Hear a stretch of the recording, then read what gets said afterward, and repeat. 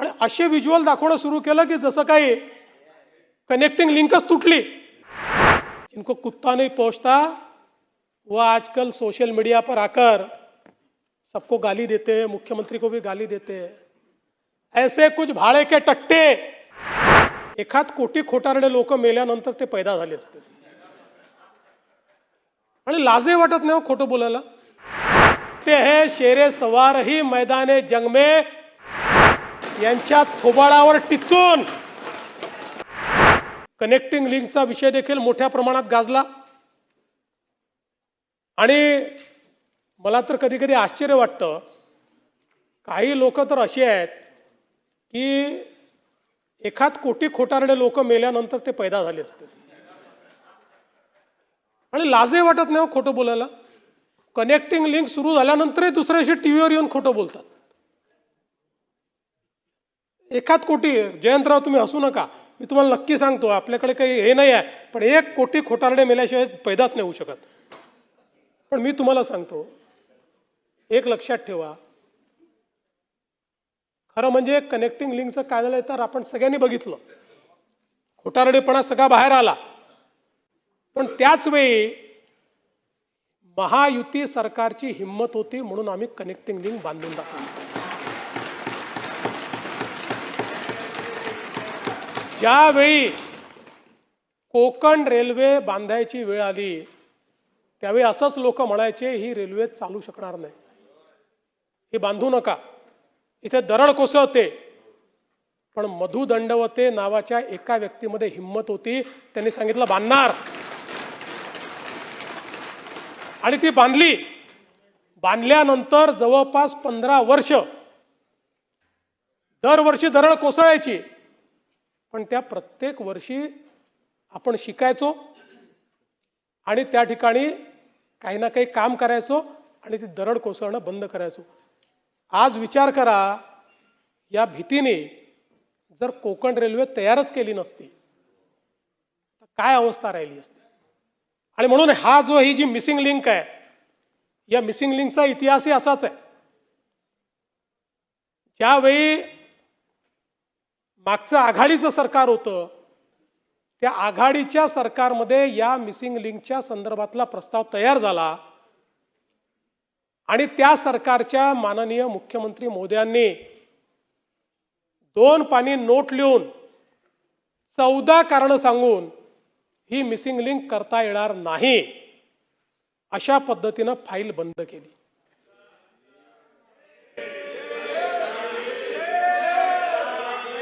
चौदा कारण दिले, 14। पण लक्षात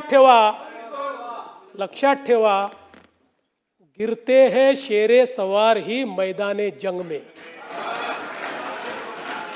गिरते हैं शेरे सवार ही मैदाने जंग में, वो तिफल क्या गिरे जो घुटनों के बल चले। आणि आम्ही निर्णय केला, हा निर्णय केला, अधिकाऱ्यांशी बोललो, एक्सपर्टशी बोललो, त्यांचं म्हणणं होतं शक्य आहे, हे आपण करू शकतो, आणि आपण ते करून दाखवलं आणि कनेक्टिंग लिंक तयार झाली। ही नुसती लिंक नाही, इंजिनिअरिंग मार्वल तयार झालं। जगातला सगळ्यात मोठा बोगदा, सगळ्यात रुंद बोगदा जगातला, आणि भारतातली सगळ्यात उंच वायाडक्ट, सगळ्यात उंच केबल स्टेट ब्रिज भारतातला, हा आपण त्या ठिकाणी तयार करून दाखवला। जिथे 170 किलोमीटर प्रति तासाचा वारा येतो, त्या ठिकाणी आपण ही मिसिंग लिंक तयार केली किंवा कनेक्टिंग लिंक तयार केली। आणि मला अतिशय त्या सगळ्या इंजिनियर्सचं, कॉन्ट्रॅक्टर्सचं, अधिकाऱ्यांचं कौतुक करायचं आहे की ज्यांनी हे इंजिनिअरिंग मार्वल तयार करून दाखवलं। आज त्या एका कनेक्टिंग लिंकमुळे संपूर्ण घाट सेक्शनचे ॲक्सिडेंट संपले, घाट सेक्शनचा ट्रॅफिक संपला, आणि आज आपण पाहू शकतो की घडलं काय, तर त्या ठिकाणी दरड वरून कोसळली, वरून, आणि वरून कोसळून जो पाण्याची कमान आहे त्या कमानीवर पडली, ती कमानीचा भाग तुटला आणि दरड खाली पडली, ती त्या ठिकाणी मलबा त्याचा तयार झाला. कुठेही केबल स्टेड ब्रिजला क्रॅक नाही, कुठल्याही बोगद्याला अडचण नाही. उलट लोकांनी तर सांगितलं की बोगद्यामध्ये इमर्जन्सीची बटन दाबल्याबरोबर 3 मिनिटांमध्ये क्रेन आमच्याकडे आली. अनेकांनी सांगितलं बोगदा होता म्हणून आम्हाला त्या ठिकाणी आम्ही वाचलो. पण लगेच पाणी पडतंय आणि असे व्हिज्युअल दाखवणं सुरू केलं की जसं काही कनेक्टिंग लिंकच तुटली. आणि काही लोक ज्यांना तोंडखुरी आहे, आमचा विदर्भातला शब्द आहे,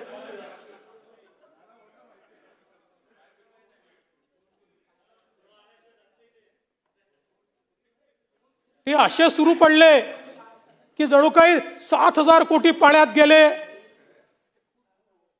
जयंतराव, 18 तासामध्ये ट्रॅफिक सुरू झाला. यांच्या थोबाडावर टिचून.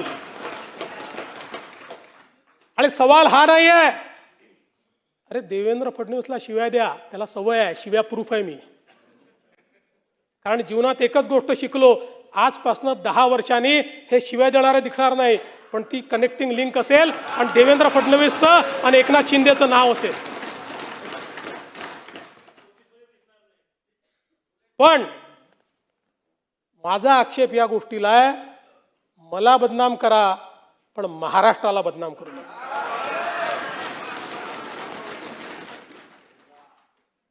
आजमी साहब, हमारे जयंत राव जी ने सही बात कही, जिनको कुत्ता नहीं पहुंचता वो आजकल सोशल मीडिया पर आकर सबको गाली देते हैं, मुख्यमंत्री को भी गाली देते हैं.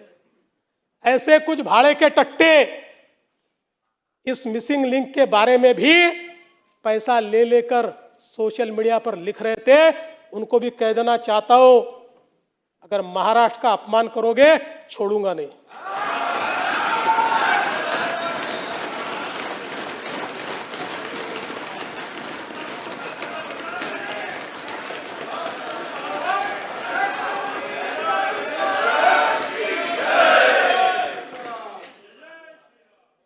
अध्यक्ष महोदय, या घटनेने देखील आपल्याला काही गोष्टी शिकवल्या की पाण्याचा प्रवाह कसा बदलू शकतो, दरड कशी कोसळू शकते. आणि म्हणून पुन्हा IITच्या एक्सपर्ट्सशी आपण चर्चा केली. त्यांनी आपल्याला अजून काही ठिकाणी वायर मेश लावली पाहिजे, कुठून दरड कोसळू शकते, असे आता नवीन आराखडा एक दिलेला आहे, तोही आपण करू, म्हणजे पुढच्या वेळेस कदाचित अशा प्रकारची घटना होणार नाही. आज खरं म्हणजे आपण बघितलं तर मोठ्या प्रमाणात पाऊस सुरू आहे आणि काही लोक तर मला समजतच नाही कुठून काय खाऊन येतात. एक जण असं म्हणाले की आमचं आंदोलन होतं म्हणून मुख्यमंत्र्यांनी सांगितलं नाशिकमध्ये पाऊस पडणार आहे. जाऊ द्या, नाना भाऊ चांगली तुमच्यासारखी माणसं बाजूला झाली की काय होतं.